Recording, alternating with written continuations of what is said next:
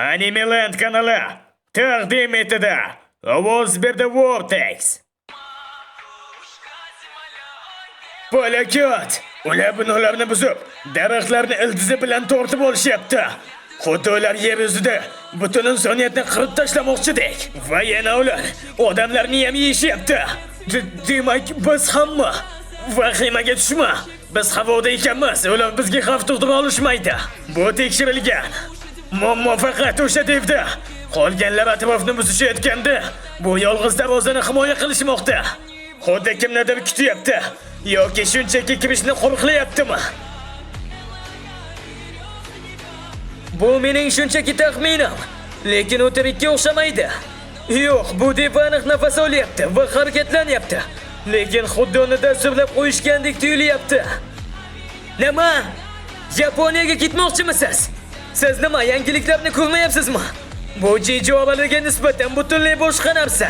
Jinvu, axir siz bunaqa ulkan maxluqlar bilan hali umuman kurashmagansiz. Buni bilaman. Lekin hammasi o'xshasa, bizning gildiyamiz yuksalishi mumkin. Lekin baribir ishongim kelmayapti.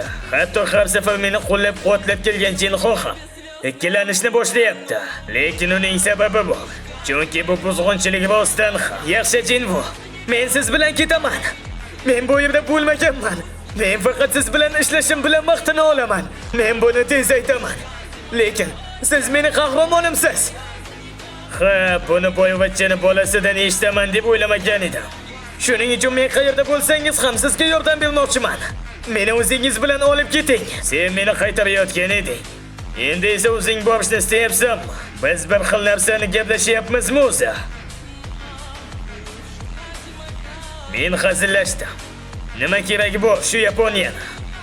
Jinvu, bugunga shu. Yaxshi ishladik. Jinvu. Jinacha, ishtahasi yo'qligini aytdi. Aniq, men tanlashim kerak. Kechirasiz, lekin men sizga yordam bera olmayman. Unda hech bo'lmasa onangiz qanday tuzalganini ayting. Rais, sizningcha men jim turarmidim sababini bilsam. Agar uning orqasidan pul topsam, tushunarli. Unday bo'lsa men ketaman. Axir bu Jinhoning otasi. Lekin men uni tanimayman. U qanaqa odam? Va nima maqsadni ko'zlagan? Balki u umuman kasal emasdir. Nimanidir o'ylab qo'ygandir. Ilohiy hayot suvini miqdori cheklangan. Shuning uchun men uni aql bilan ishlatishim kerak. Oyi, men tez orada qaytaman. Bu haqiqat. Mendan kuchlilar bor. Lekin bu men erishgan joyimdan to'xtab qolishim kerakligini anglatmaydi.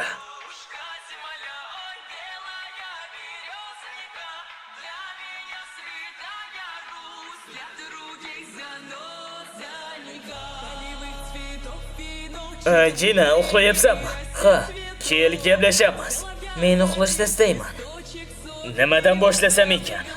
Yaqinda o'lishimga sal qoldi.